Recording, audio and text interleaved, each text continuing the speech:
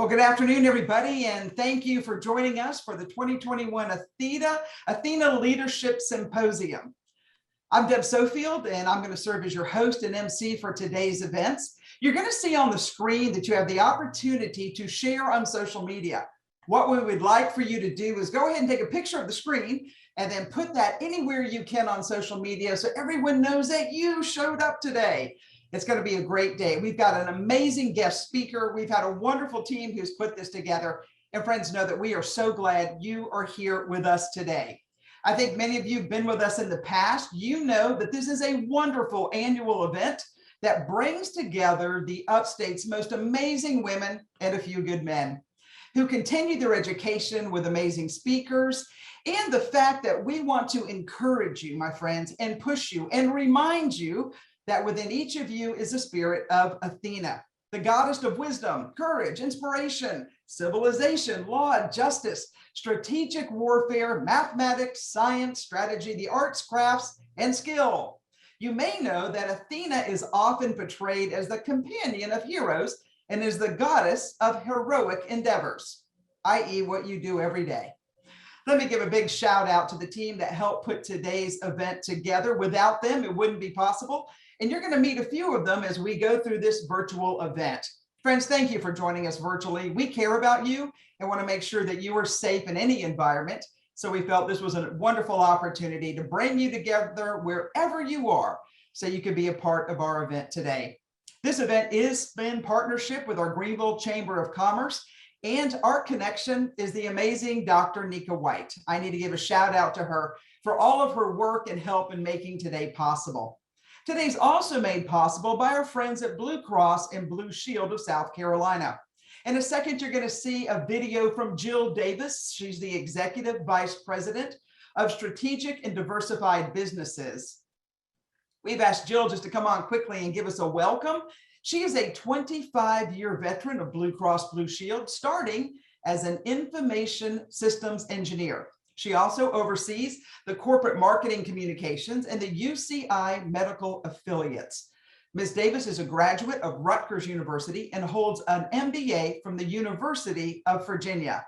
Please welcome our presenting sponsor, our friends at Blue Cross Blue Shield. Good morning. My name is Jill Davis, and I am the Executive Vice President of Strategic and Diversified Businesses at Blue Cross Blue Shield of South Carolina. I'm excited to have the opportunity to welcome you today to the Greenville Chamber's ATHENA Leadership Symposium. This year marks the 10th annual symposium, and Blue Cross is celebrating its 6th year as the presenting sponsor. We are proud to partner with the Greenville Chamber to promote excellent female leaders in the upstate.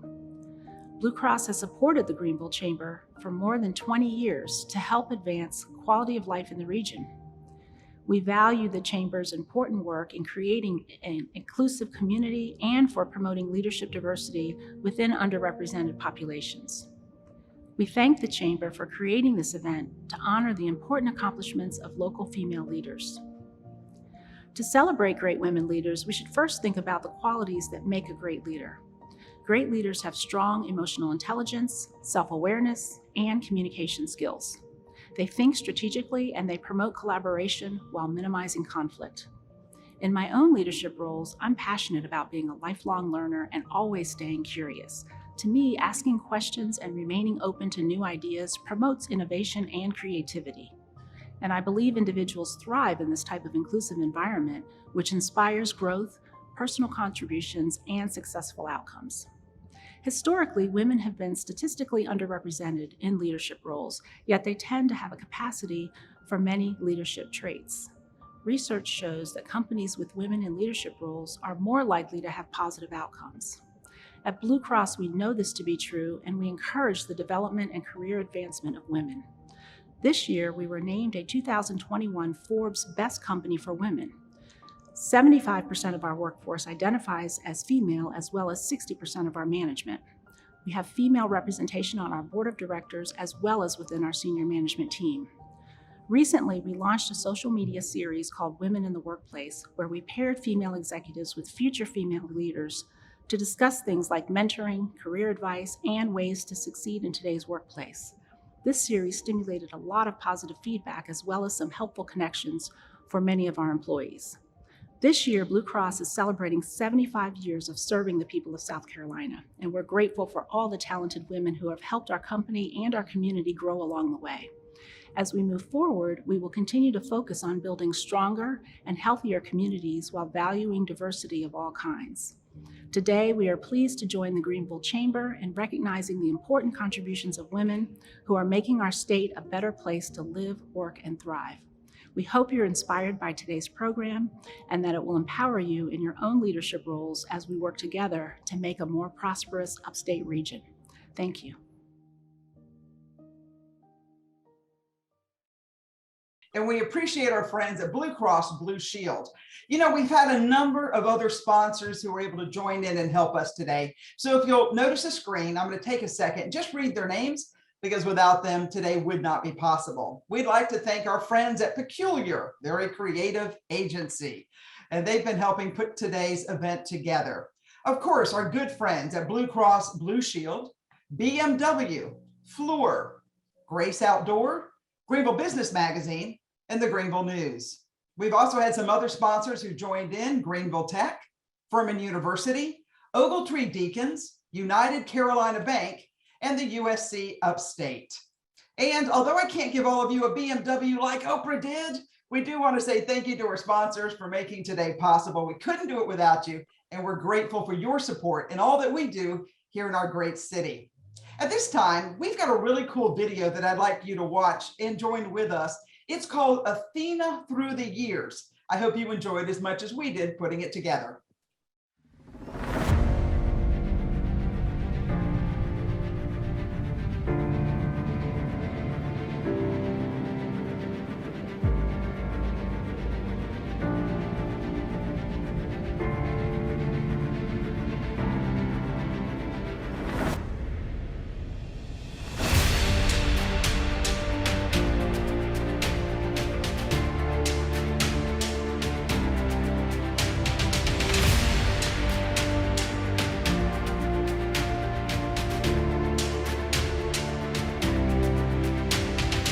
Let's talk about Miss Athena here.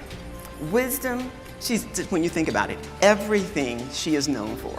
Wisdom, courage, inspiration, civilization, law and justice, strategic warfare, mathematics, strength, strategy, arts, crafts, and skills. And did I mention rational thought? What are women best at? Rational thought. This woman, Athena, is my shero without a doubt.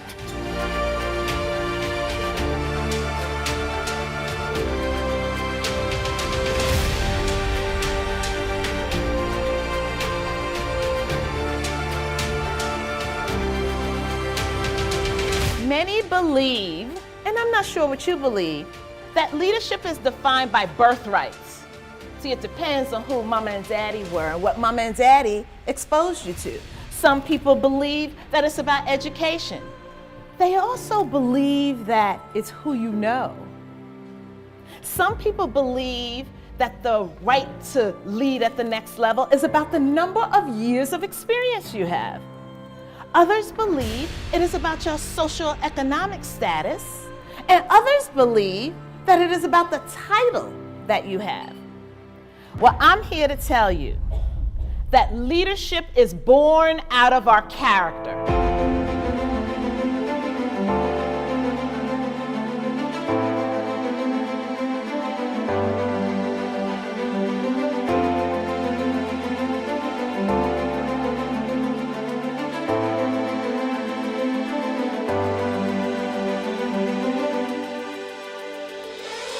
I've found, though, it is most important to start with giving each of us permission to be imperfect, to discover our strengths and acknowledge our weaknesses.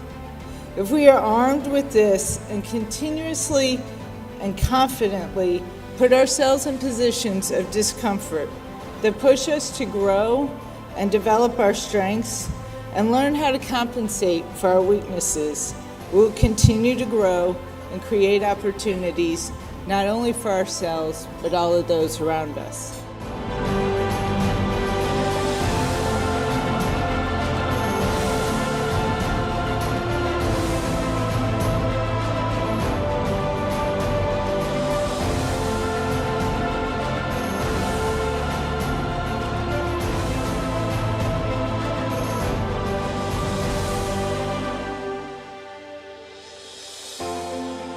So be a team player. Let people know they can depend on you. Work hard. You know, and I have to tell you, the higher up in an organization you go, the harder you have to work. I have a high level of standard that I expect for all the people I get the privilege of working with, but I have a high standard for myself. I think I have to live up to a standard higher than anybody else in this company that I am privileged to lead. And if you don't feel that way, you shouldn't be in a leadership role. Because everything you do as a leader gets watched. Every word you say, every action you take, every mismatch between the words you say and the actions you take. Be a team player, work hard. I will tell you that the strand that holds all these pearls of intentional leadership together, it's courage. It takes courage to call a thing, as we all have been in meetings where we knew something should have been said and we just looked at our shoes.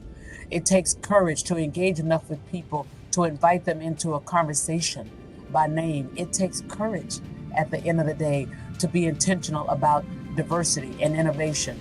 It takes courage to create clarity when you cannot see, and it takes courage to create other leaders, especially if you are unclear of your own leadership trajectory.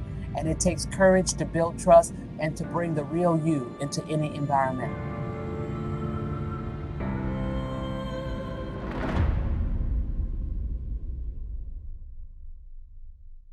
I've got to say, I thought that was excellent. And you know what? Those have been our amazing speakers through the years. And if you've been a part of our organization, you've been able to enjoy those ladies firsthand. I'd like to thank the team for putting that together. What a cool opportunity to kind of replay all the great advice that was given so we can be ready to go.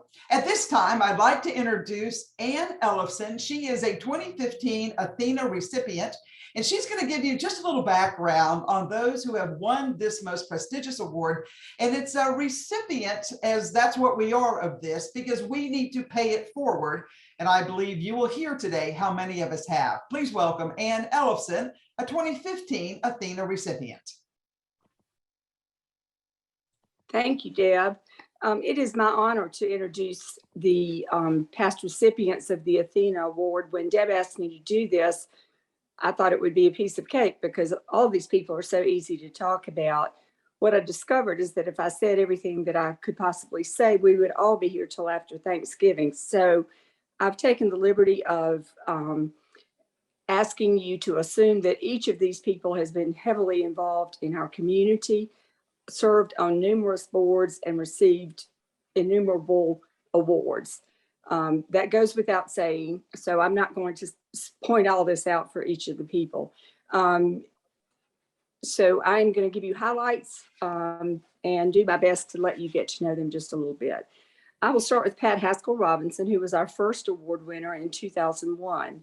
She was president and broker in charge of the Robinson Company of Greenville for many years.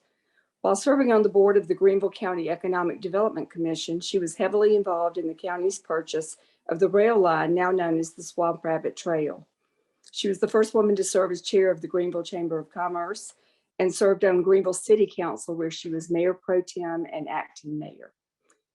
Our next recipient was Vivian Wong, a well-known entrepreneur in the Southeast who moved to Greenville in 1963 from Hong Kong and began building a business, including a successful restaurant chain, hotels, banks, real estate, and manufacturing. She created the Global Trade Center to encourage mutual investments between our area and China and was named South Carolina's honorary trade ambassador to China. She is a recipient of the South Carolina Order of the Palmetto. Michelle Shane is a former member of Greenville City Council who worked with Clemson University in the creation of the Carroll Campbell Jr. Graduate Engineering Center at ICAR, helping bring the Greenville Drive to the West End, and helped in the creation of Falls Park and the Liberty Bridge. She has stepped in as interim president or executive director for several nonprofits in the community, providing leadership and stability. The Honorable Deb Sofield is a nationally known keynote speaker and presentations coach, training women and men for success in speaking. She's a visiting professor at Harvard, the John F. Kennedy School of Government, and the Campaign School at Yale University. Deb was a two-term member of the City Council and serves as Commissioner of Public Works for the Greenville Water System. She is a recipient of the South Carolina Order of the Palmetto. The Honorable Chandra Dillard is Director of Community Relations for Furman University. After a distinguished service record on Greenville County Council for 9 years, she became the first woman to represent her district in the South Carolina House of Representatives, where she holds many leadership roles. Chandra is a constant advocate for community development, human investment, and infrastructure, with a particular focus on children and families. Barbara League served as chairman and CEO of GF League Manufacturing Company. She has broken many glass ceilings and barriers as her activities at local, state, and national level have focused on increasing women's economic autonomy and increasing the number and effectiveness of women making policy decisions. Dr. Judith Prince has composed her life around her passion for education and leadership. She held many leadership roles at USC Upstate and is now a professor emerita for that institution. She's been recognized for her leadership by many organizations focused on her areas of passion. Minor Shaw is president of MECO LLC, chairman of the Daniel Mickle Foundation, the Greenville-Spartanburg Airport Commission, and the Duke Endowment, and has chaired countless other nonprofits that are important in our community and actually helped to found many of them. Minor has received the South Carolina Order of the Palmetto and the David Wilkins Citizenship Award. She has received honorary doctorates from Wofford, Furman, Francis Marion, and Clemson. Diane Smock practiced law for a number of years before becoming the Greenville County probate judge.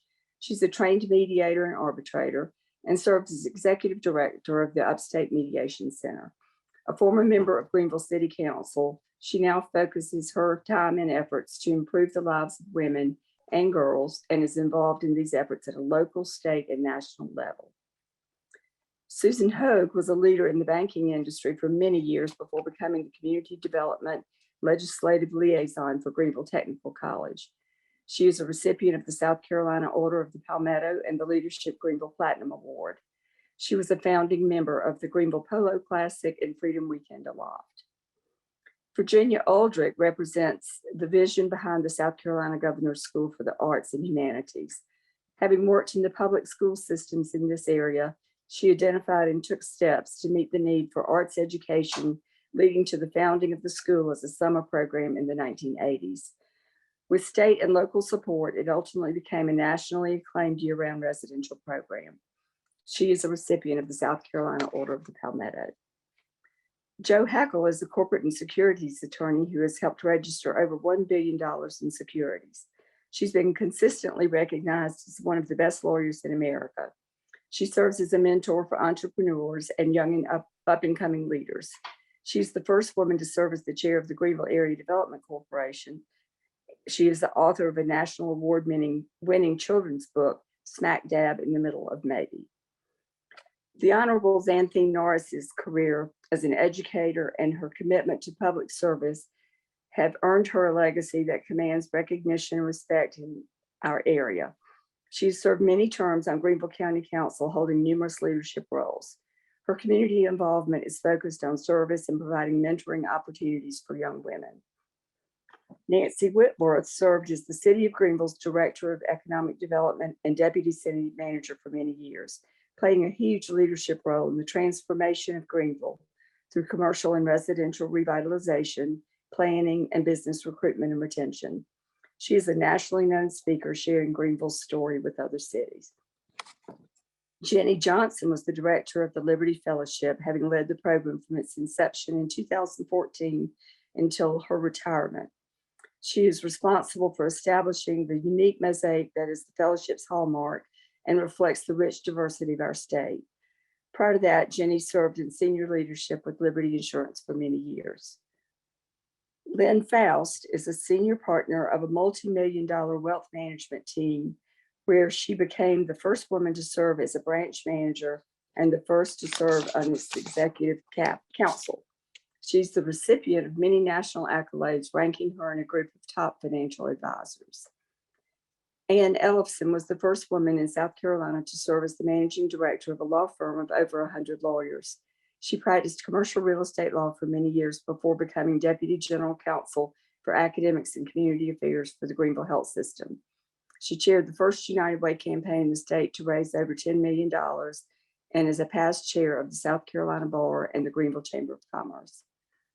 The Honorable Pamela Ebbett serves as president and CEO of Quality Business Solutions, leading the company from its inception to its spot on the Inc. 5000 listing of the nation's fastest growing businesses. She has used her business expertise to advise fellow entrepreneurs and other women executives. You may also know her as South Carolina's Lieutenant Governor. Velda Hughes has many years of experience in public relations, marketing, advertising, and events. She started her career at the Greenville News and ultimately formed the Hughes Agency, which is one of the most respected and recognized public relations, marketing, advertising, and event firms in our state. Velda serves as an advocate and mentor for many young women in our community. Betty Farr is a lifelong resident of Greenville and CEO of Greenco Beverage Company. Her support of many charities and boards, mostly centered on the health and welfare of children, has been consistent. Her particular passion is storytelling, giving more than 50 years of her time to hospitals, nursing homes, school libraries, and museums across the state. Betty is a recipient of the South Carolina Order of the Palmetto. Deborah McKetty is a Greenville native who spearheaded a local affordable housing study through United Way that resulted in creation of the Greenville Housing Fund, committed to increasing local housing opportunities for low and moderate income residents. Under her leadership as its executive director, the Greenville Housing Fund expanded its mission, changed its business model, and was certified as a CDFI, rebranded as Community Works. Serving as the Chief Impact Officer of United Way, she's led efforts focusing on economic mobility as part of an effort to reimagine community impact. And last but certainly not least, Jane Robelo, our winner for this year, is an award-winning broadcaster and community leader with a heart for service. She's earned 2 National Emmy Awards as a correspondent with CBS in New York and a Peabody Award as a reporter and an anchor since her return to Greenville at WYFF. Her proven level of excellence in the professional arena allows her the opportunity to mentor young women and men in broadcast news, furthering excellence in journalism. You've met our ATHENA winners, and it is now my privilege to hand this to Dr. Judith Prince, the 2008 ATHENA Award recipient, for her explanation of the ATHENA Young Professional Award. Thank you, Ann. Wow, what a celebration of the ATHENA Leadership recipients. As I'm a member of the ATHENA International Board, I've had the privilege of getting to know ATHENA women across the country, and I can say enthusiastically, just as you have seen in this wonderful presentation by Ann, that ATHENA women are providing the transformative leadership needed in our communities, our nation, and our world today. Thank you, Ann. She is the 2015 recipient of the ATHENA Leadership Award. That was a wonderful walk down memory lane. Plato once said, "What is honored in a country is cultivated there." As the Greenville Chamber of Commerce and past ATHENA recipients present the inaugural ATHENA Young Professional Leadership Award, we are intentional about choosing to honor and to encourage young women leaders throughout our community. The ATHENA Young Leadership Professional Award is presented to an emerging woman leader between the ages of 21 and 39 who meets each of the following criteria: demonstrates excellence, creativity, and initiative in her business or profession, provides valuable service to improve the quality of life for others in the community, serves as a role model for young women, both personally and professionally. The ATHENA Young Professional is a young woman who supports and inspires other women to achieve their full potential. She embodies the Athena leadership model. She lives authentically and learns constantly. She builds relationships and fosters collaboration. She acts courageously and advocates fiercely. She gives back and celebrates. The selection committee for the Athena Young Professional Leadership Award is composed of past Athena recipients, and those recipients have just been recognized by Anne. It's my privilege, and it is with great excitement that I now ask Deb Sofield, the Honorable Deb Sofield, to present the inaugural Athena Young Professional Leadership Award. Whoa, thank you, Judy. We've got a wonderful Young Professional Award. I am so pleased to tell all of you about my friend, Ashley Clark. Ashley is chosen for this first inaugural award, Athena Young Professional. All right, so here's the story. I met Ashley years ago, and I have watched her grow into an amazing businesswoman with a heart for others. Ashley opened Kilwins. It's my favorite chocolate store in Greenville. So she had me at welcome to the smell of amazing chocolate. She started in September of 2013 on Main Street. And for the next 5 years, Ashley and her husband, Landon, worked together to build a successful business with a mission of creating enjoyment and making people happy with candy and ice cream. I knew we would be friends the minute I met her. Thinking she was in the ice cream business, Ashley and Landon soon realized they were in the people business. And because of her courage and their courage, personality, desire to learn, friendliness, business savvy, Ashley has attained great success. Ashley and young women leaders like her are why so many of the Athenas who you've met here throughout this program are passionate about promoting young female leaders like Ashley in the marketplace. And friends, we're not the only ones. In 2018, Ashley was selected as the South Carolina Young Entrepreneur of the Year by the U.S. Small Business Administration. In 2019, Ashley and her husband expanded their business by purchasing a Kilwins in Highlands, North Carolina. In 2020, they did it again with a Kilwins in Brevard, North Carolina. And in 2021, just recently, they opened a fourth Kilwins in Franklin, Tennessee. So now we can get candy and chocolate and ice cream all the way up the coast. Watching Ashley through the years build and develop herself, her company, and their people is why I recommended Ashley Clark for the Athena Young Professional Award. Ashley and so many others who were nominated. Friends, you are exactly what Athena stands for. Live authentically, learn consistently, build relationships, foster collaboration, act courageously, and advocate fiercely. Ashley and her husband and team give back, and they celebrate others in their growth and development.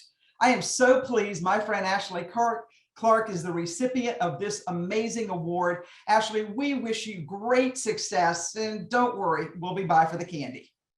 At this time, you're going to see a quick welcome video from Ashley. Please meet and welcome our newest recipient. Good morning, Greenville. My name is Ashley Clark, and I'm a multi-unit franchisee with Kilwins Chocolates, Fudge, and Ice Cream. Our first location opened downtown Greenville, South Carolina 8 years ago on North Main Street. We've since expanded to locations in Highlands, North Carolina, Brevard, North Carolina, and Franklin, Tennessee.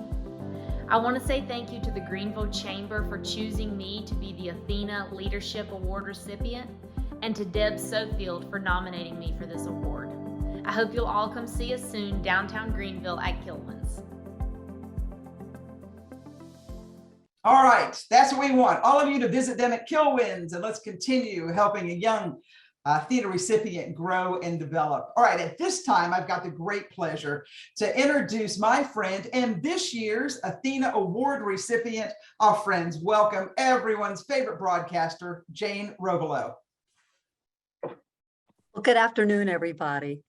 Do we see my video? I apologize, I'm not. I'm not sure that I'm up or not, but can y'all hear me okay, Deb?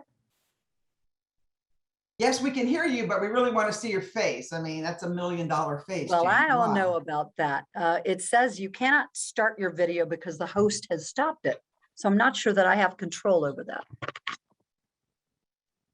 Hang on, the amazing Dr. Nika White will fix this. There we go. There we go. And I hope I didn't throw anybody under the bus, Nika or Deb. I'm not technically adept. I'm on this side of the camera. Hi, everybody. First of all, I want to say congratulations to Ashley Clark. I knew her when she was Ashley Adams, and she is just a remarkable young woman. So congratulations to our 2020 Athena Young Professional recipient, and what a wonderful role model you are, and how great that you are the ingenue that claims this award first. It's my pleasure to get to introduce to you a woman who needs no introduction, but it's fun to give her one anyway. Pamela Evatt, you have heard, she's an Athenian, and she is also the Lieutenant Governor of South Carolina. She was elected as South Carolina's 93rd Lieutenant Governor in November of 2018. She is only the second woman to hold that post, and she's the first Republican woman to hold that post. But Pamela she's not what you would consider really a politician, even though she holds a political office. She is a brilliant businesswoman, and she has such a passion for making life better for everybody in the state of South Carolina. Pam realizes that statewide office is just the most efficient means to help many people all at one time. She brings her extensive business acumen too to the office of Lieutenant Governor.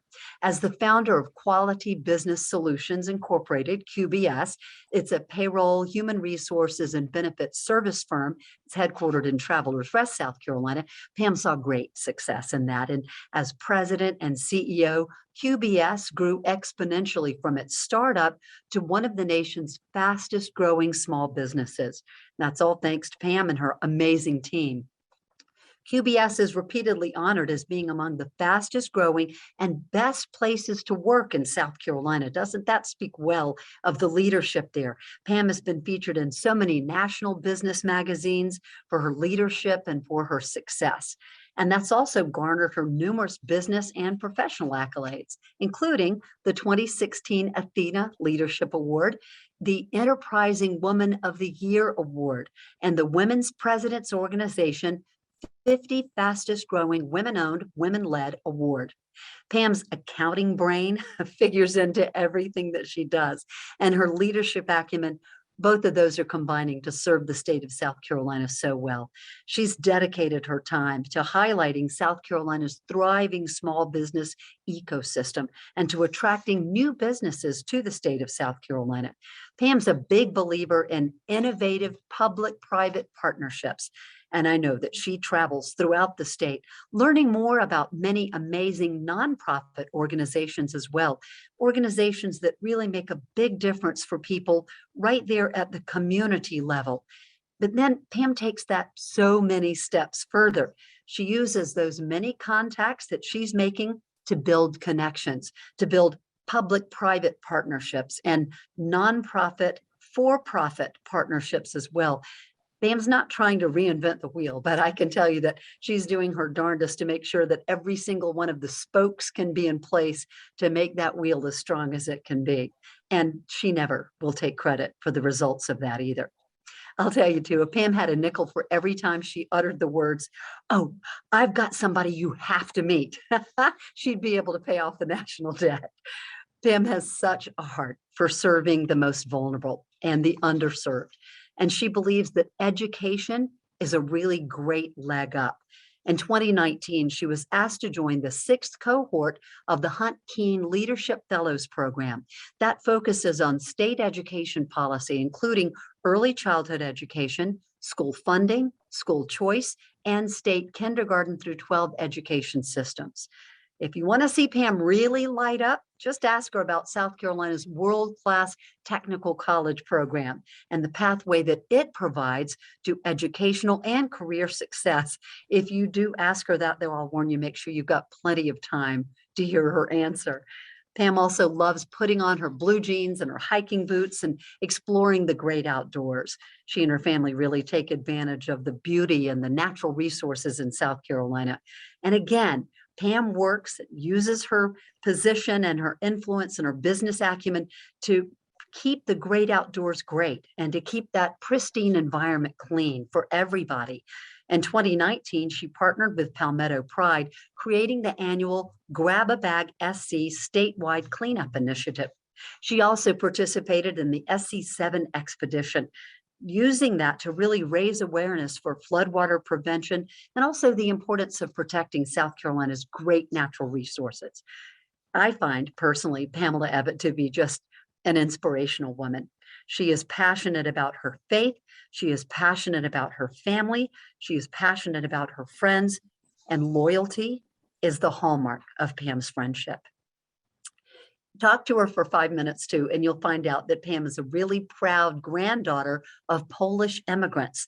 Her first generation American parents really instilled in Pam that passion for hard work and for community involvement.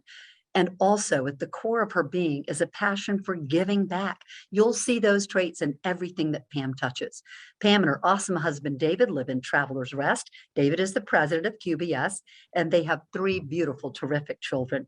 Pamela Evatt is a friend. She is a mentor. She is an inspiration. So please join me in welcoming Lieutenant Governor Pamela Evatt, the 2016 ATHENA Award recipient. Pam? So folks, we're having some technical difficulties. Pamela Evatt is on her car phone, and we're trying to see if we can get her in. Jane, that was enough of an introduction. We kind of gave her life there. Should I just speak for Pam? You know, you probably could. Nika is trying to figure out if we can get Pam to come on. We've sent her the link, so folks just, you know what we'll do, how about this? How about we continue on? Jane, thank you so much. And if we can get Pam on, then we'll bring her back in. But she's having to travel as Lieutenant Governor. She is going across the state. So how about this? How about we just continue on? Because sometimes when things happen, things happen. All right, very good. All right, so I'm sorry, of course they are going to come clean my yard when I'm online, but that's the noise you're hearing in the background. All right, let's continue on. We've got an amazing guest today. She is going to be a speaker that I know you will go down in history as remembering because of her advice, which is really what I believe so many of us need to hear today. It is.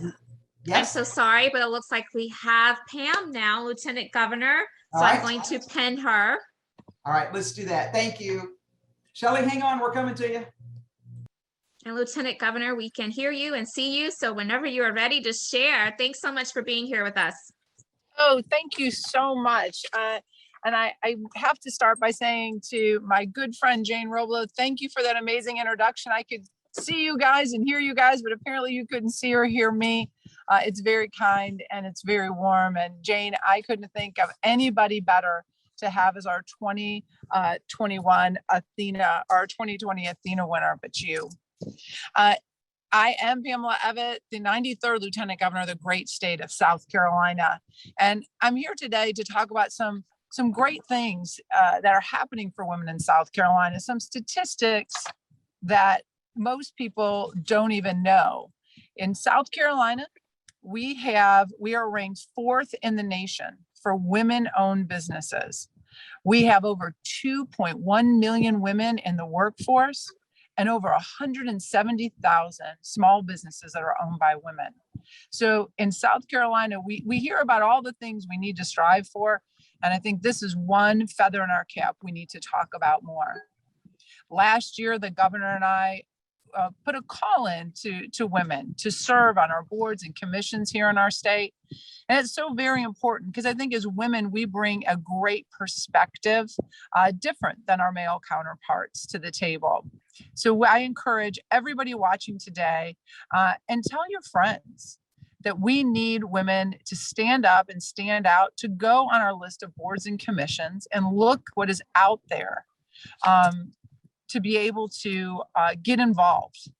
We saw that during the pandemic, women were stretched very thin. We worked from home, we helped educate our children, we kept it all together. Women are entering the workforce, though, here in South Carolina slower than our male counterparts as we unravel this unprecedented COVID-19 issue. So we look to keep moving forward. Women make such a big impact correct. I was told once when I was a part of the WPO, Women's Presidents Organization, by Dr. Firestone. She gave us all a piece of advice. As women, whenever you're asked to serve on a board or commission, if you say no, please make sure you give 1 or 2 names of a woman who could step in your place. Because most of the time when we say no, we're replaced by one of our male counterparts. It's advice that I took to heart. It's amazing being here with so many accomplished women. It's an honor. I want to just say one more thing, leave you with a really great story that has really inspired me since I took the oath of Lieutenant Governor. My very first month in office, my office got a call from a father who asked if he could bring his 6-year-old Fern to see me. As a mom that don't have little ones anymore, I was really excited to meet Fern. So she came to my office, we sat down, brought her some candy, and just sat and talked. As she was leaving with her dad, I asked him what motivated her to want to come and visit me. He said it was a question she asked him on her way to school. Apparently, they drive by the Capitol as he takes her to school every morning. And she said to him, "Daddy, do any women work in that building?" That really made me realize that the eyes of young girls are really watching us. And although I've always strived to be a really good example to my daughter, it made me just realize the importance that young eyes from everywhere are looking at all of us. And we need the inspiration to let them know that they can be whatever they want to be and that nothing should stop their dreams. So it's a great being here this afternoon. As you can tell, I am en route to an event this afternoon, but it is my pleasure to now turn it over to the Honorable Deb Sofield, the 2005 Athena Award recipient, but most importantly, my friend. All right. Thank you, Lieutenant Governor. Thanks for that big shout out. I appreciate it. Be safe as you drive. Make sure the driver's paying attention. I know you've got a lot to do. All right. We are back again. Now, a couple things we want to encourage you to do. First of all, don't forget to share on social media. We've got that set up for you, and I think that's going to be back on the screen real quick. Hashtag Athena 2021. And that will give us what we need so we can follow all of you. We've had a great time so far. We've got a great guest who we're grateful for. She had to get up early to join us here. As you are hearing our speaker, Shelley Zalis, you are going to have an opportunity to ask questions. Now, I'll be able to see the questions and Dr. Nika White will help me. But as you're looking at your screen, in the bottom, it's not in the chat, it says Q&A. And so that's where we'll ask that you put your questions, and I'll be able to take a look at those as soon as we get done with just a little introduction and a little time that we're going to spend with our speaker. Let me introduce our amazing speaker today. We are so grateful that she was able to come forth and be a part of our team. All right. You know we're going to love anybody whose kind of nickname is Chief Troublemaker. Now, does she not sound like a South Carolinian through and through? Shelley Zalis is the CEO of the Female Quotient and is an internationally renowned thought leader, movement maker, and champion of equality. She's a pioneer for online research, becoming the first female chief executive ranked in the research industry's top 25. Think about that. That's pretty impressive. Zalis works with a Fortune 500 company and mission-oriented organizations to advance equality in the workplace. The FQ Destination Turn movement, the Equality Lounge, has become a catalyst for change at major international events and conferences around the world, including the World Economic Forum, Consumer Electronics Show, and Cannes Lion. Shelley, welcome to the great state of South Carolina. We're bringing you in online, and we so appreciate your time and talents. Hey, there we are. Hello, hello, welcome. Hey, how are you? We're great, and we're so glad to have you today. Very kind of you to join us. We are making sure that we've got some time to spend with you, so we appreciate the fact that you were willing to join us all the way here. So I got to tell you, when I look at your resume, I mean, I would have been here the next 5 hours. There's just so much you've got going on. So we've told our audience a little bit about you. And I know you've done this 1,000 times, so go ahead and hit the highlights. And then I went to your amazing Instagram account and I found out a whole lot more about you. And I'm going to be sharing some questions from there too.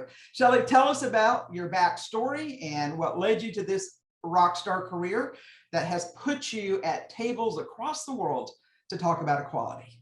Listen, I have such a zigzaggedy backstory. I mean, it certainly is not textbook at all. And I think, most of it was really following my heart. And as of course, I got the chief troublemaker title, not from following the rules. So I've broken every rule in the book, mainly because they didn't work for me. And, when we always say the rules of the workplace were written by men for men over 100 years ago, and certainly not for someone that wanted to be a mom and a great mom, but also a CEO and the boss. And when you want to be the boss and the rules don't work, you got to make your own rules. So I think I started in a very traditional workplace, following all the rules, behaving and doing all the things that I was supposed to do.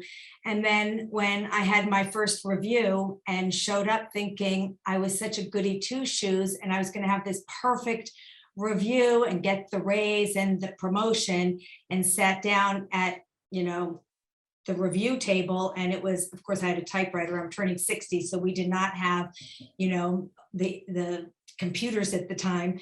I got this 10-page typewritten review, and the first 3 lines were very nice. I was smart and I was kind and I was talented, but then the rest ripped me to shreds. And it was, I spent too much time with clients. I pushed the team too hard and I made people, color out of the lines, and I was demoted. A woman was promoted ahead of me. And I was like, what do you mean? I stayed late and I followed all the rules. And I just kind of thought, I had 2 options: agree with the review, and I was supposed to sign, under the dotted line, or do what I did, which was look at him and say, wow, you just made the biggest mistake of your life. You're so wrong. What do you mean I spend too much time with clients and I take people to lunch too much and relationships are, not important and I'm supposed to just be an order taker?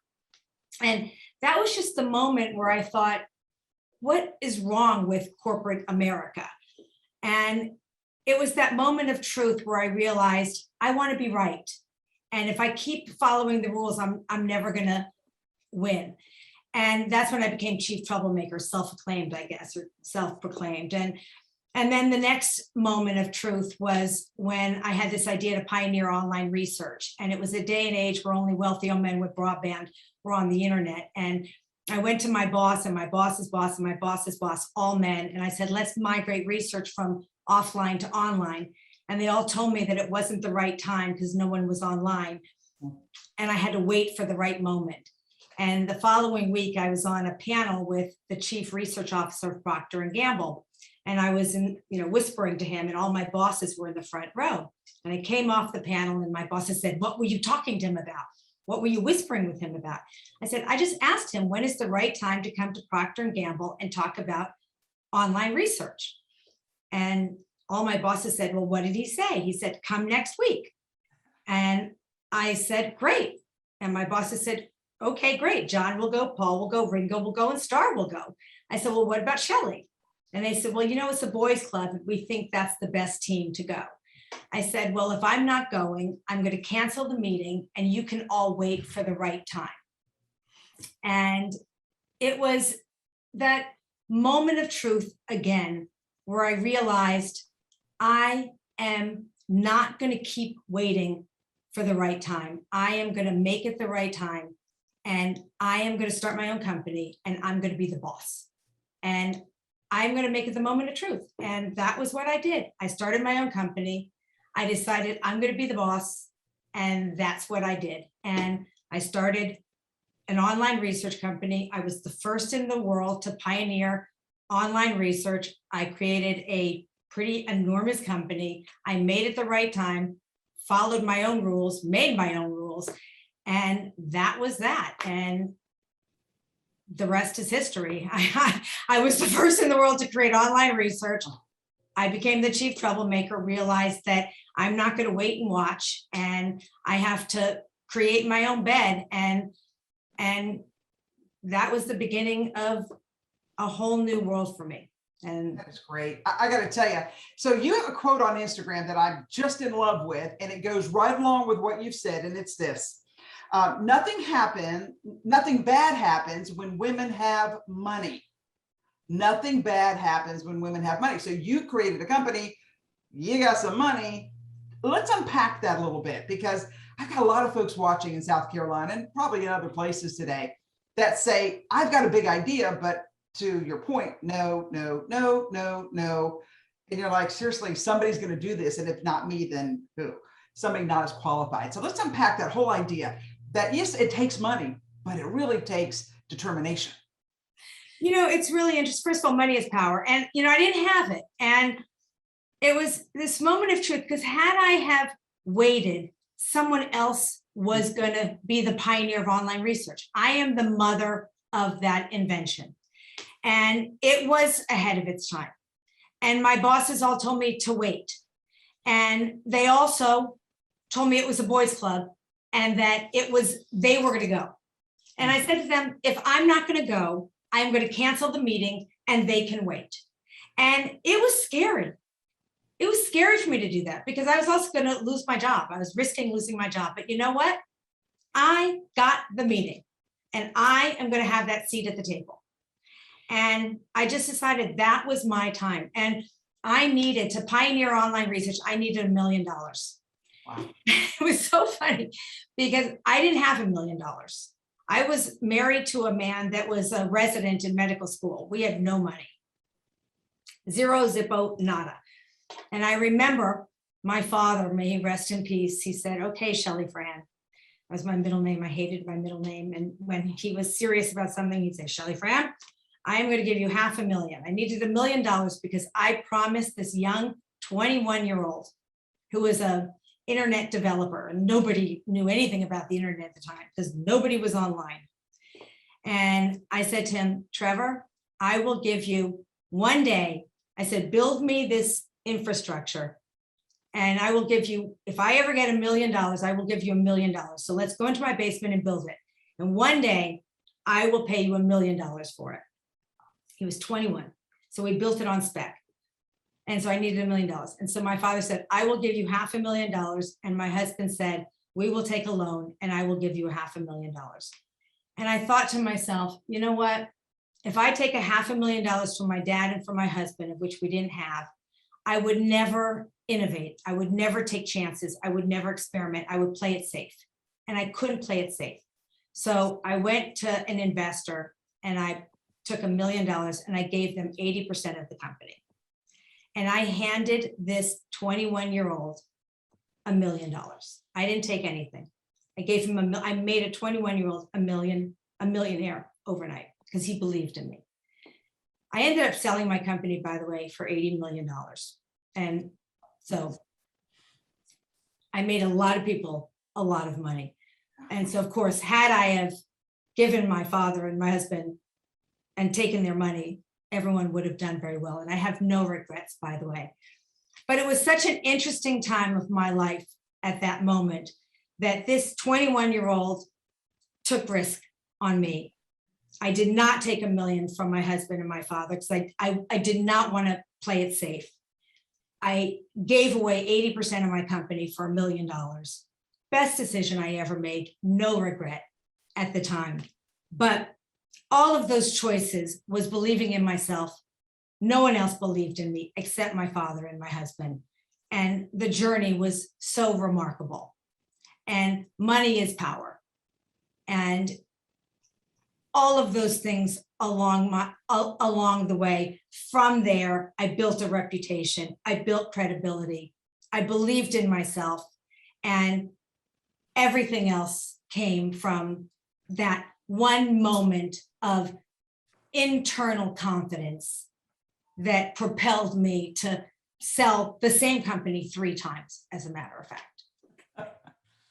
All right, so I'm in for $1 million. Just let me know when you got the next company. Okay, I'm just telling you. All right, I think everybody in South Carolina is going to join in with you here. All right, so ATHENA has a number of principles, and appreciate you looking through those with us. I'd be curious which one. I think, my gosh, you're in all of them. But out of the principles for ATHENA, which one really resonates with you? I know the one I think that does, but I'd love to know what you think of that. You know, there's so many things, you know, leadership is, you know, I always say leadership is not about age, it's about action. And You know, when I created my company, I really, I talk about three things. And, you know, the first, I always say you need to be the first, the second, and the third. The first is the innovator. And so I always was the first. I was bold. I was brave. I took risk. And if you are not a risk taker, you're not an innovator, because you've got to take chances. You got to believe in yourself, or else you're a copycat and you are a follower. So if you are truly a leader, you got to be bold, you got to be brave, you got to believe in yourself. It all starts with believing in yourself. That's what being a leader is all about. And so that is an innovator is being in first position.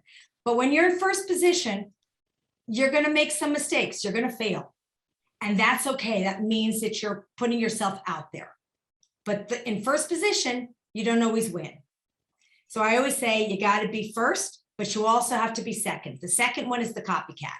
The copycat is the one that copies everything you do, but they don't really know what's under the hood.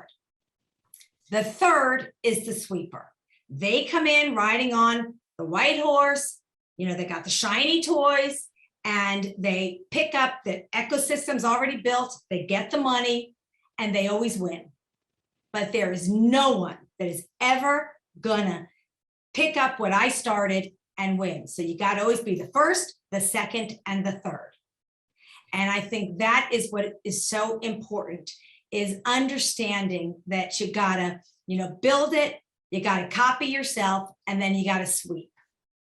And so when you think about values and leadership, it is truly about believing in yourself, bringing others with you, that whole support system, you know, and having the authentic values, not just the one and done, but the inner values, that you bring everyone with you and that you share those values. There is nothing more important than a support system of truth, resilience, sharing. My entire career, I did not have a support system around me of girlfriends.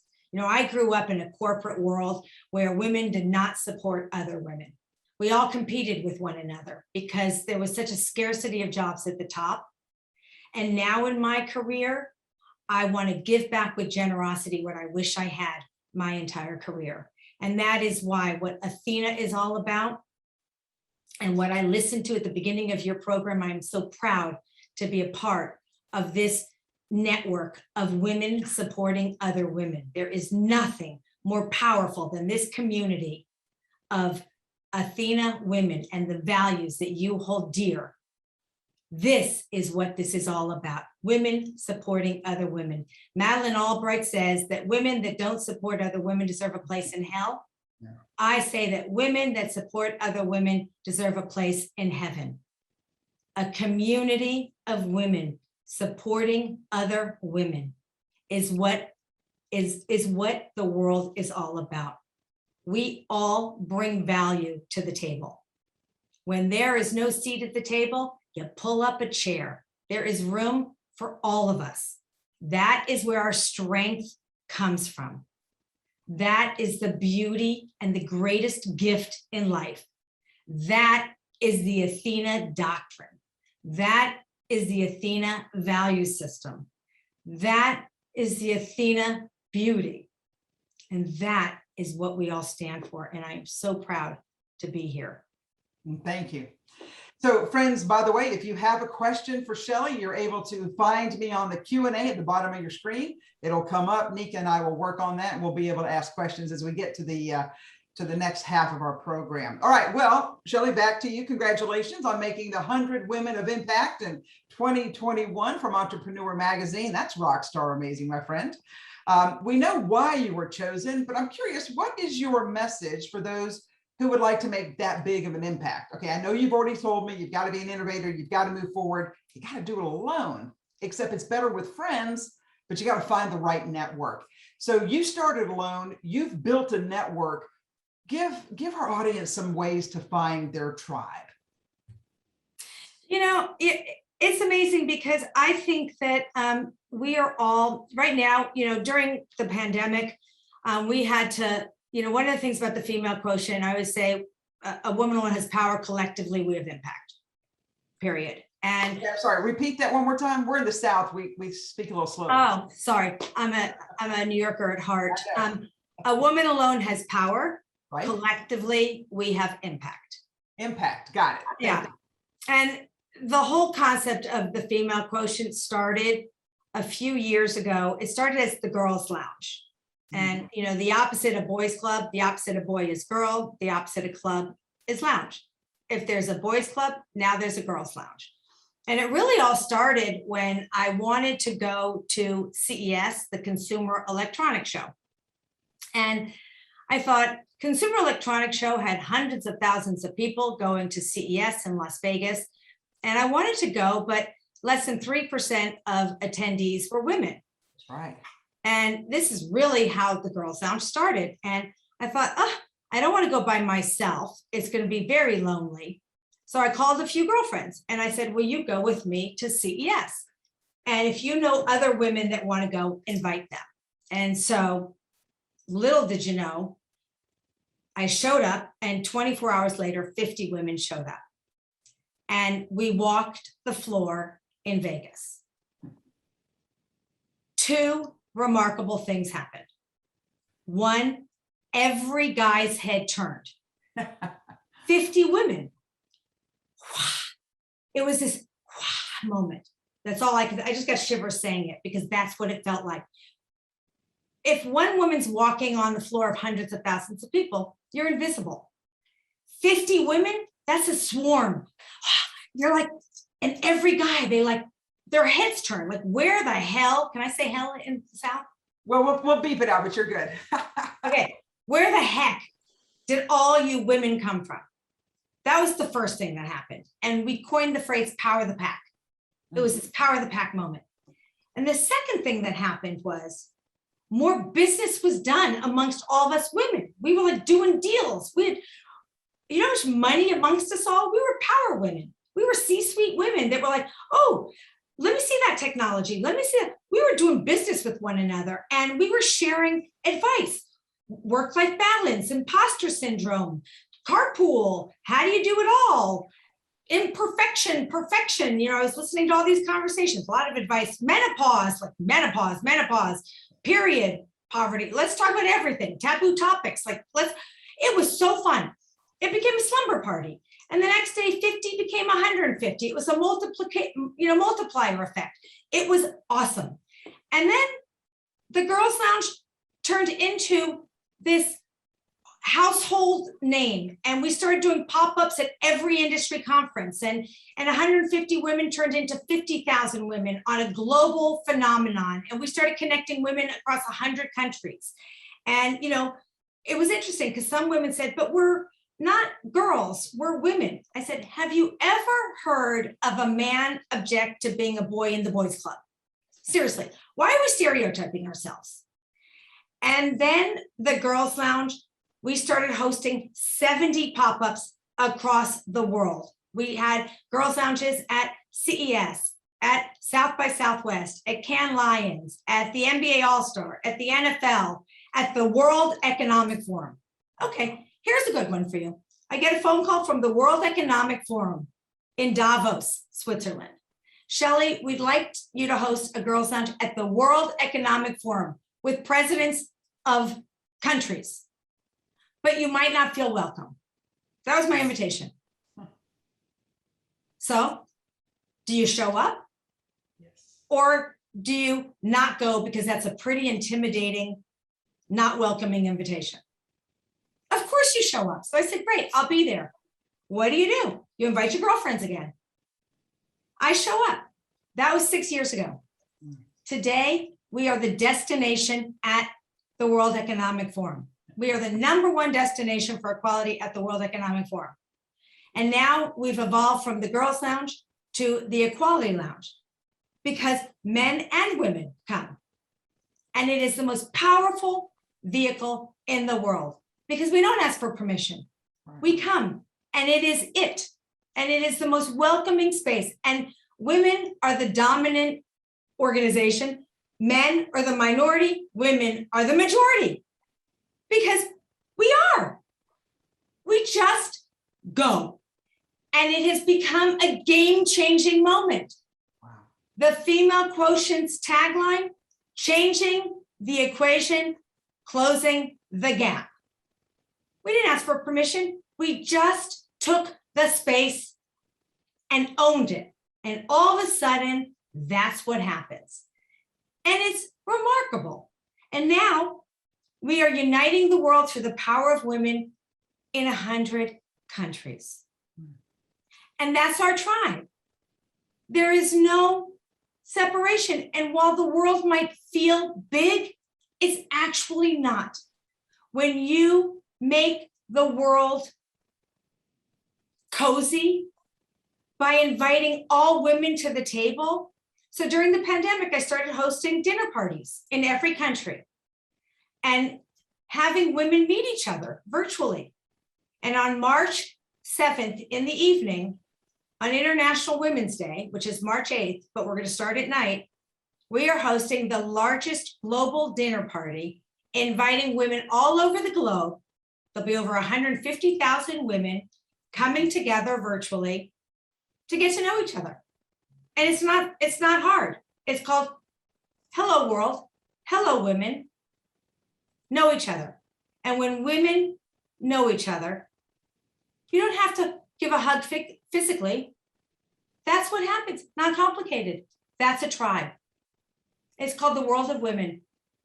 And we are all here for each other. All you have to say is we're part of the FQ Global Pack. You get a hug, you get a hello, and you get a yes. What can I do for you? Very good. That's called the tribe. You talk a lot about leadership and how true leadership has no gender.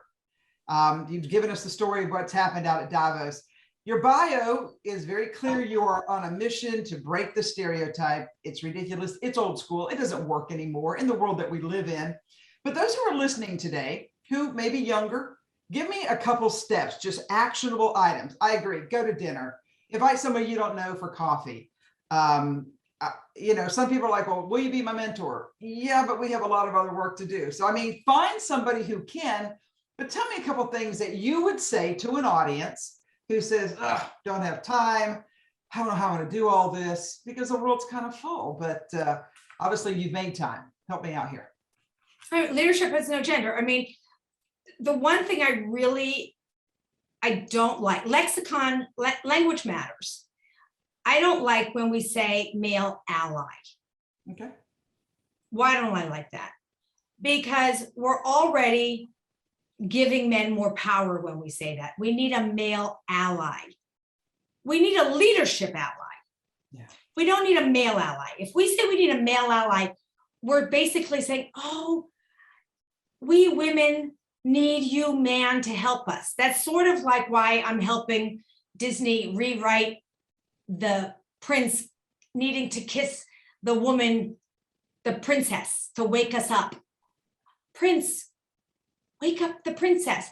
No, we need a leadership ally. Now, by default, leadership is still predominantly men. Caregiving by default is still predominantly the female issue. We need a leadership ally. We need to rewrite the language, right? And that is where we need to go. And that's why I say leadership has no gender. The biggest challenge we have in Fortune 500 is in the messy middle. I call it the messy middle. It's middle management. It's where women are gaining more responsibility at home and more responsibility at work. And it's where they're falling out of the workplace. Right. And that's why we're losing them to leadership, and why we need to put a very big, microscope on caregiving, and why we're starting to work on the care economy, and where we see right now, especially with the pandemic, the great resignation, why we're losing so many women to the workforce right now. And, caregiving is a very big challenge that we have right now. And so why we're working on the care policies and, all of these things. And so leadership is a very big challenge for us, because when you look at, we start 50-50 in the workplace, we're at, less than 17% with female leadership. We're losing so many women to leadership, and they're all falling off in middle management. So these are our greatest challenges, and why we need to really rethink everything we're doing, especially right now with flex schedules and all the policies of go back to office kinds of, challenges. So leadership is a big challenge. And yet we do see that the greatest qualities of leadership today are the feminine qualities. Mm-hmm. All the qualities of leadership, and the ones that are the invisible qualities that we are not paying enough attention to. Emotive, collaborative, compassionate, passion, all of those qualities of leadership that are the greatest qualities of leadership that we need to reinforce, we need to make more visible, which are the feminine qualities of leadership. Not the female, but the feminine are the greatest qualities of leadership. So we are starting to reinforce those in significant ways. So these are the kind of things that we will start recognizing in much more significant ways. A lot of the policies we can't make elective, we need to make mandatory, so that the women are not the ones that are opting in to the flexible schedules, but we need to ensure that everybody take them, because if we make them elective, who's going to take them? The women. And then we're going to have a lot of other challenges, a lot of bias barriers that are going to kick in. So this is what we're starting to work on in Fortune 500 to ensure that we don't have the women once again opting into the flexible schedules, and then of course opting out of work and creating the biases that are creating more gaps that are already becoming an issue, that were an issue pre-pandemic and now are going to become even wider post. Very good. You also said in one of your posts, you want to create big impact, but you need to remember, and this is universal, of all the small changes. Tell me about some small moments that changed you, because you are now changing the world. And I know you've given me a couple stories. I also know you're the mother of some very handsome sons, and you're a grandmother now. So congratulations. Tell me about some of those small moments. I'm working on a really big small moment right now that I'm pretty proud of. And I'm pretty excited about. I have so many small moments that are such big moments. Being a grandmother is a really big moment for me, because, life is full of choices. And I also, in the pre-show, first of all, go Carla Harris. I love Carla. Such an impactful leader. Intentionality, being a conscious leader. You talked about being intentional. So incredibly important. Choice. Life is short. We have choices. And when you think about legacy and the legacy you leave, and the choices you make, it is so incredibly important. First of all, Judy Prince, I see your comment. Everyone is invited to the dinner party. So it's the global pack. We want everyone to join. And it's all about open invitation. You invite everyone. So it's a pay it forward. So you invite all of your circles. It's free. No one ever pays for anything. So you invite your circles. Go on to the Female Quotient. It'll be an open invitation. You take the invitation and you pay it forward. So everyone's circles are invited and everyone attends. So stay tuned for that. I'm working on something right now, which I think is very important, and everyone can participate in this. Miss America. We are reimagining Miss America. It is the 100-year anniversary of Miss America. Miss America is all about scholarship and education. These are women from across America. They are all studying to be doctors, to be lawyers, to be teachers. And so we have eliminated swimsuit competition.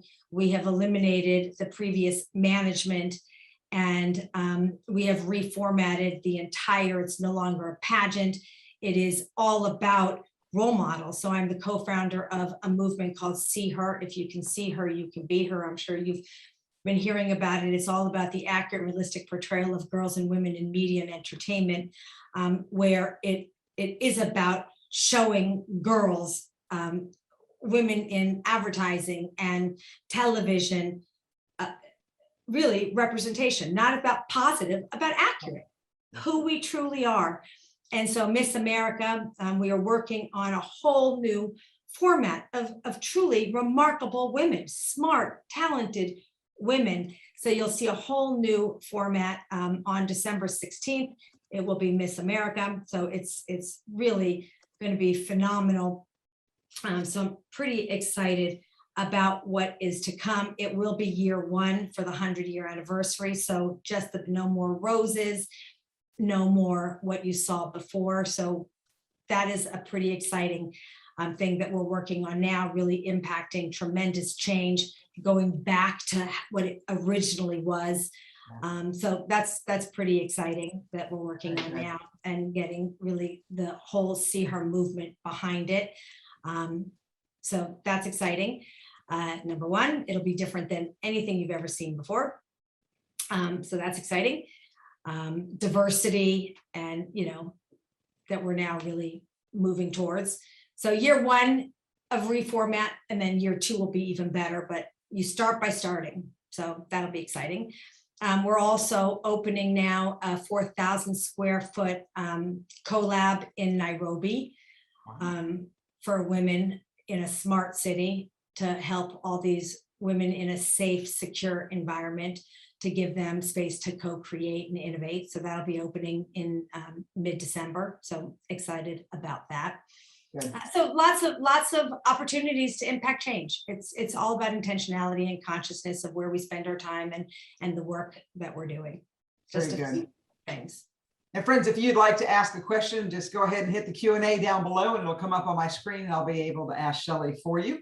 Hey, Shelley, so there was a Facebook post that I saw that you wrote, or I believe you wrote, and I think it's so important because we're coming into the holiday seasons of change. People are a little bit exhausted already, and it's becoming hard in America. It is what it is. Feeling exhausted, frequently angry, or not socially engaged? If so, you might be suffering from burnout like thousands of other workers around the world, which has only increased since the onset of the pandemic. So you are a busy woman, but I want to know, and I know our listeners do too, how do we restore ourselves and our soul? I think there's, we always talk about work-life balance, and, the one thing I hate to say is there is no such thing as balance. So number one, get rid of the word balance from your vocabulary. Life is not a 50-50. It just doesn't work that way.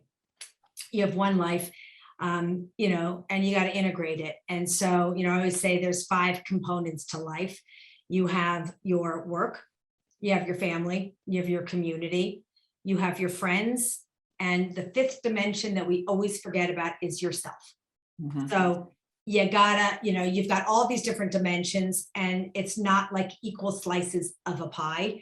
You got to life stage accommodate. So at every stage of your life, you got to rejigger and you got to prioritize and you got to figure out how you're going to balance. So I take day by day and figure out what I'm going to do and how I'm going to prioritize, but you've got to be part of every part of that day and put yourself in every part of that equation and take care of yourself, because it's like what they say, the flight attendant on the airplane, you got to put your oxygen on yourself first so that you can take care of everything else. And as women, we always take care of everyone else first before we take care of ourselves. And that's not going to work.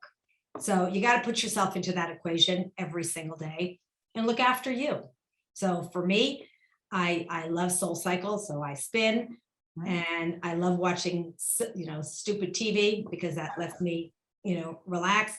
I love being with my family. Now my grandson brings me so much joy, and you got to take care of you. So don't neglect yourself. And the other thing I want to say is mental health, wellness is not a dirty word. It is so incredibly important.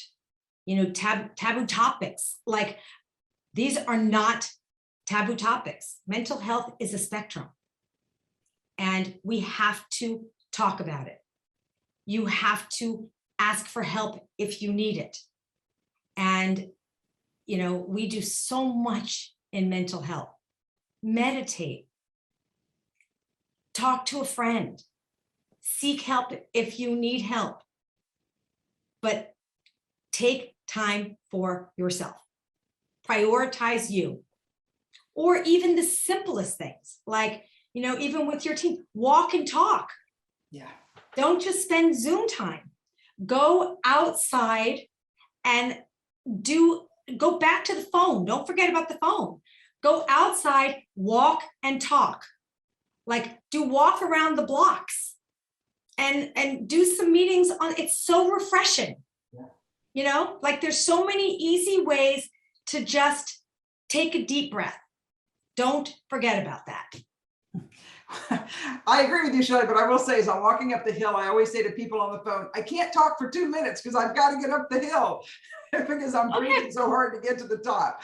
And but even menopause, like I just want to say menopause, like women don't talk about these things. I'm hitting 60 years old. Here's a really funny story. And I just want to say it so that we don't think it's like this secret. It's not a secret. I remember I was in a meeting with all these like heavy duty badass women at a big financial service company. And we're sitting in this meeting. It was all women, very high profile women. And I was having a hot flash. Like, I'm sorry, but I was sweating, right? And I was really sweating. And I took a piece of paper and I couldn't help myself. It was like, and I started going like this. I was just really hot. And all of a sudden, all these other women my age started fanning themselves and we started cracking up. And all of a sudden they said, oh my God, we never in a meeting would have ever done that. And I said, why? They said, because we're always in a meeting with men and it would have been so embarrassing. And we started laughing our heads off. And so the next day I sent them all fancy fans. And I said, well, maybe nobody will notice if it's a fan and not a piece of paper. But like, what are you gonna do? Right? Like these are taboo topics, but like they're real issues. And if we don't talk about it or act on it, we're gonna keep pretending it doesn't exist, but it does. And it's the same thing I remember early in my day when I had that bad review, just to bring this home. I used to stay at work like a kiss ass until midnight because everybody else was staying until midnight, but I wasn't doing anything. We didn't have shopping online. So I wasn't like shopping online because we didn't have shopping online. I wasn't doing anything. I was so silly. And I was just sitting at my desk because everybody else was sitting at their desk. Now, in hindsight, and I even got a bad review and I was staying late for no reason. I could have left early, but no one left early. If I would have been the chief troublemaker at the time and just got up and left early, I would have been the first one to do it. And probably everyone else then would have left early, but there was no first, right? Yeah. So I was the first to fan myself. So they all fanned themselves, right? Someone has to be the first. Yeah, that's good. I love that.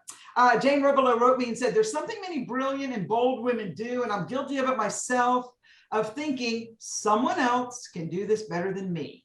I don't think guys think that way. How do we learn to be bold, as you were in saying, I can do this better than anyone else when I got here? What is that? I mean, so listen, it has to start somewhere. Somebody has to encourage you, or you've got to find it within yourself and encourage yourself. So many times people are, as you say, waiting for that prince to come. Sometimes you got to ride your own horse. So what are some avenues that you would encourage this audience to do about this idea of somebody else can do it better? You know what? I always say,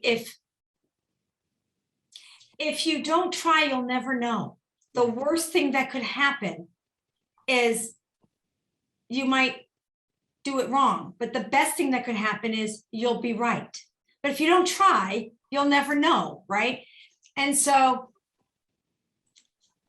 I had a mentor. His name was Jerry Lukeman. He passed away recently. And he was someone that was so inspirational to me. Okay, all of you, how many people are online? A lot of people are on this.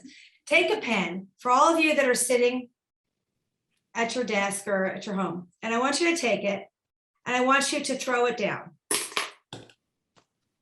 Okay, try to pick it up. Okay, Deb just picked it up. Yeah. So You either pick it up or you don't. You can't try. So you're either going to do it or you're not going to do it. And I recently was speaking to one of the biggest marketers in the world. And I kind of was upset recently with this person. And I was upset because I said, you know, I wanted this person to do something. And this person said, well, and it was a little risky. It was a little risky. And, but not real, I mean, it wasn't that risky, but like a little bit risky. And he said, well, why should I do that? I said, you're asking the wrong question. I said, the question is, why shouldn't you? Not why should you, why shouldn't you? And I said, the question of why should you is what someone in the number 2 position should say. The person in the number 1 position should say, why shouldn't I? When you're in the number 1 position as a leader, you need to take risk. You need to be bold. The one in the number 2 position follows. The number 1 position has to lead, which means you don't have all the answers. When you are in the number 1 position, you're not 100% sure. In number 2, someone ahead of you took the risk. In the 2nd position, you sort of know it's a little safe because you know what someone else has done. I want to tell you a story. Do we have time? Am I? Yes, we do. You do. You've got plenty of time. Thank you. Okay. So I was fortunate. I chased total solar eclipses. So I traveled the world to see total solar eclipses. Every eclipse, every total solar eclipse is different.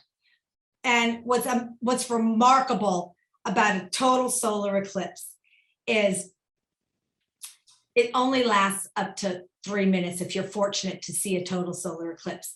And at the end, there's a ring, and it's remarkable. And when the sky turns completely dark and you see the birds and everything don't know what to do, and they dive into the water, and it's nature at its best, and it's an experience.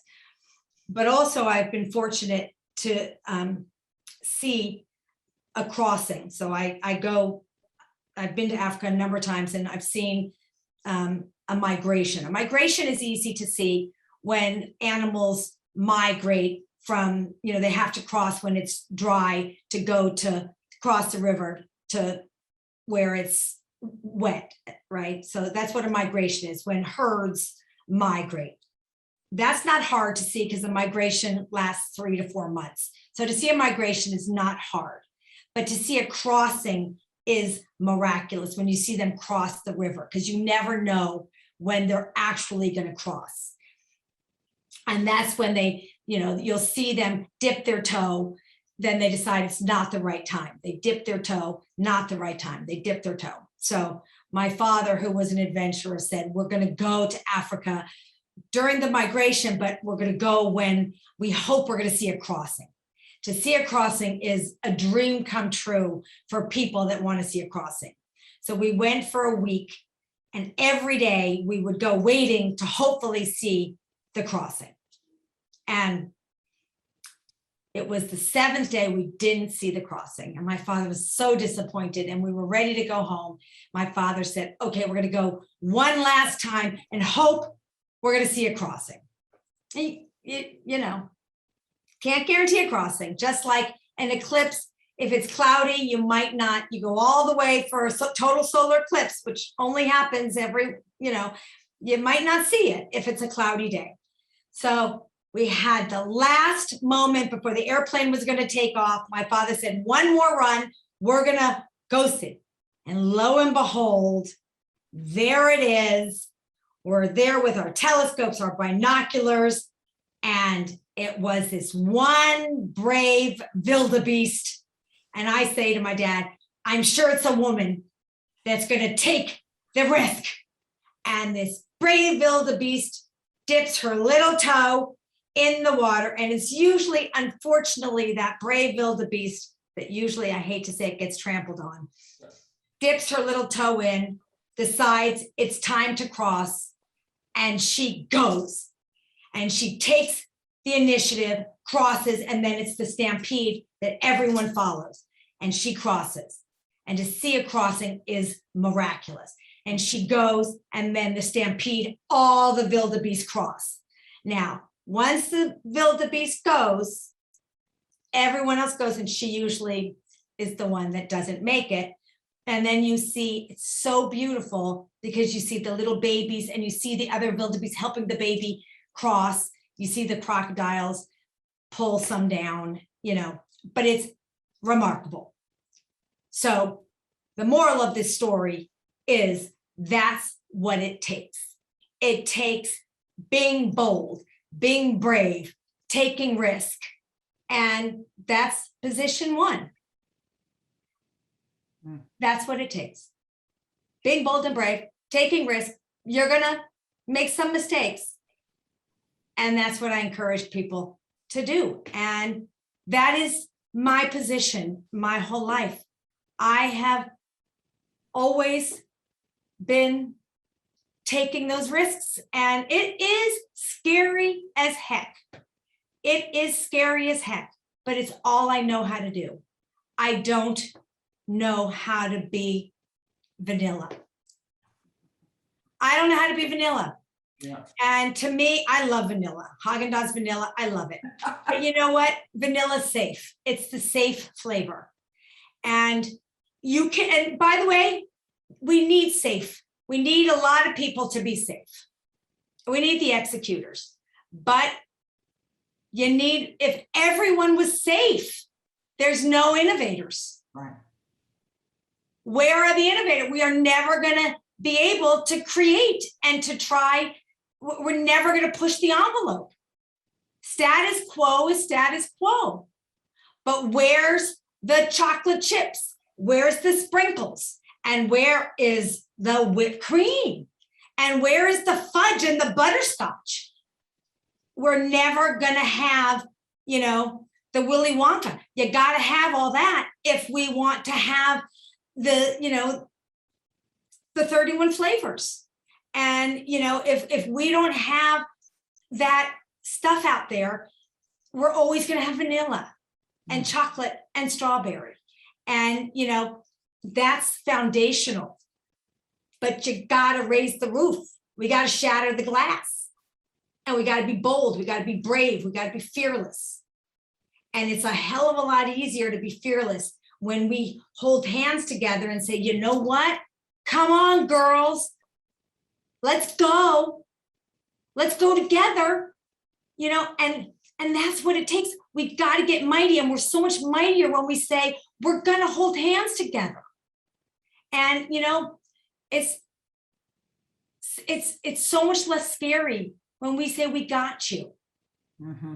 It's not so easy when you feel alone, you know, and that's, you know, I felt kind of alone. And it's hard when you feel alone. And then all of a sudden, when I had the pack surrounding me saying, we're in this together, come on. Then you said, yeah, this is okay. We're going together. When I called my girlfriends and said, they told me that I'm invited to the World Economic Forum, but I might not feel welcome. And it was my girlfriend, Jackie Kelly from Bloomberg. And she said, you're not going alone. I'm coming with you. I said, yeah, this is okay. And I said to her, so who cares if we're not going to feel welcome? We're going to drink. We're going to have fun. We'll sit in this little thing at the World Economic Forum. Who cares if no one shows up? We're going to have the best time. We're going to be at the World Economic Forum. That's fine. I didn't feel scared anymore. Right. I didn't care if no one showed up. Jackie Kelly, the COO of Bloomberg, was coming with me. That's badass. That's okay. And then next thing you knew, another woman said she was coming with me. Another woman said she was coming with me. I was fine. Yeah. Done. I love that. That's a great story. And you're right. You know, so many times, gosh, what is the proverb? Alone I may walk fast, together we walk far. And I just think that's gotta be how we work here. Okay, so I'm looking at the Wonder Woman belt behind you. This is actually a really good story. All right, let's hear it. So this is Shelley Zalis. This is Chief Troublemaker. All right. This story is so that was given to me by Steph McMahon, the chief brand officer, actually Vince McMahon's daughter, the chief brand officer of WWE.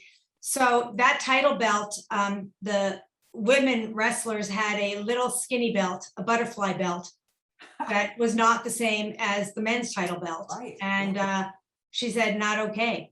And we just got the same title belt as the men. So it's a very heavy belt. But the most remarkable, am I taking you over time? You're good.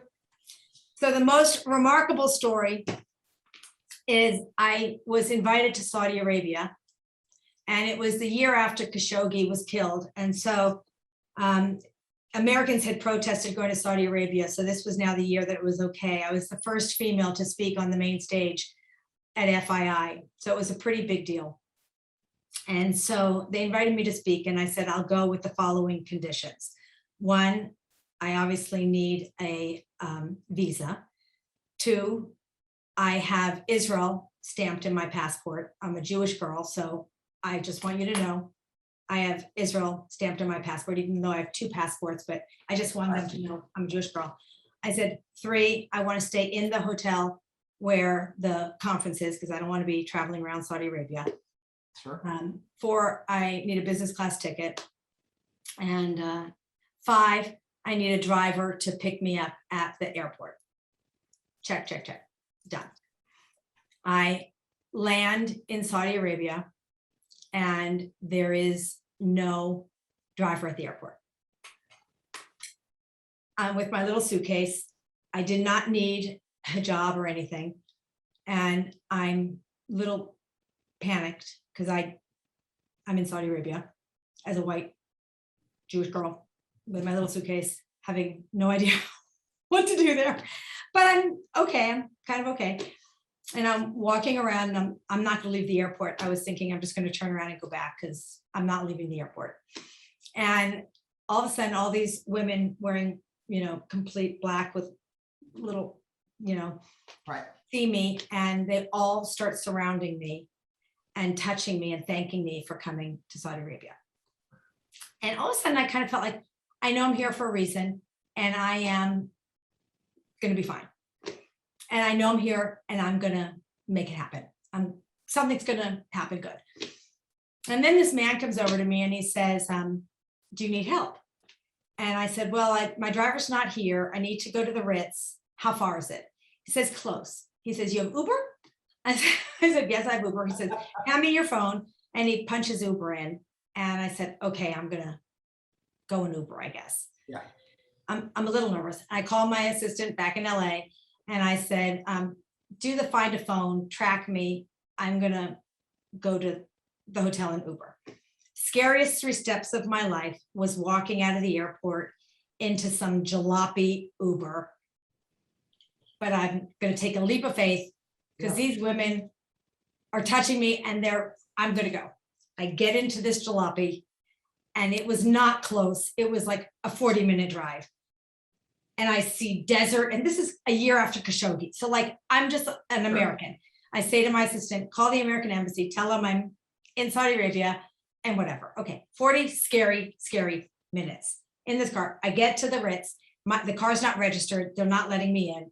Okay, I talk my way in. Once I get to the hotel, I'm feeling safe. And there's 20,000 Shelley Zalis signs. Okay, I don't know where they were at the airport, but whatever. Get to my hotel room at 1 a.m, gifts all over my bed. And I'm like, okay, fine. 6 a.m, I have a escort through the conference. I'm only there for 24 hours. Okay, I give my speech, amazing. And at dinner, I take 50 women to dinner. Amazing thing. At 7 o'clock at night, Steph McMahon calls me up while I'm at dinner with women. She says, are you in Saudi Arabia? Now, I did not post because I decided I'm not posting until I leave Saudi Arabia and I'm back to LA. I don't post. I said, Steph, how do you know I'm in Saudi Arabia? She goes, oh, I called your office to see where you are. They told me you're in Saudi Arabia. I said, okay. I said, what's up?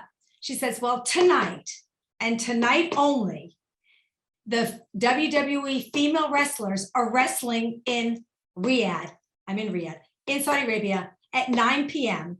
First time in history. Like, I'm in Saudi Arabia for only 24 hours. And that's the night they're wrestling in Saudi Arabia. She says they're wrestling at 9 p.m. and you must go to watch them wrestle. I said, I'm at dinner with 50 Saudi Arabian women. She goes, I'm getting you 50 tickets. You must take all these women. It's history in the making. Get your ASS. I'm not going to say that word to you Southerners. Get your ASSs to the stadium right now. So I say to these women, do you women want to go to see female wrestlers? And like, are you kidding? Yes. So all these women with the hijabs, all their drivers, these are like multimillionaires, jump in the cars and we're off to the stadium to see these wrestlers. Okay. Now, by the way, I'm good friends with Princess Rima, the princess from Saudi Arabia. So I'm going to jump in the car, and who knew the stadium was 40 minutes away? Jump in the car, and I'm assuming that we have VIP tickets. Okay. So we pull up to the VIP parking lot literally at 9:01 because it was far because we had to finish dinner. Okay. Pull up. And these women now, because we have this whole like rah, we're women, we're empowered. I'm this white girl with all these Saudi Arabian women. We're empowered women. We're crazy ladies. Okay.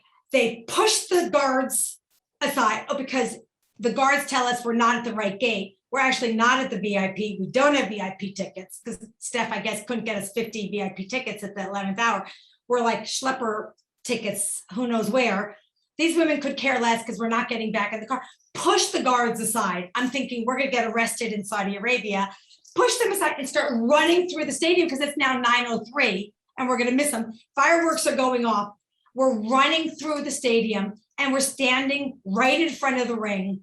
And the ladies come on. I think the police are going to start arresting us. No one cares. We're 50 women standing in front of the ring. The female wrestlers come on. We're all the only women in the stadium, like cheering on these ladies, these Saudi Arabian women that are like, so like are going ballistically nuts. And we're on camera. It was insane. That was my Saudi Arabia. That's my title belt that you just asked me about, which is crazy. And Princess Rima, who is the princess that gave the women the right to drive in Saudi Arabia, was my role model that I've always wanted to meet, that somehow came into my life, that got me involved with Saudi Arabia, that life is full circle. And I can't believe you asked me about my title belt. That's my Saudi Arabia story. That's an amazing story, and I love it. That is so great. And you know what's interesting? I'll just say I travel a lot, but I will say that your being there at that moment, at that time, giving the women the freedom to do what their heart's desire is, but the system isn't quite there yet.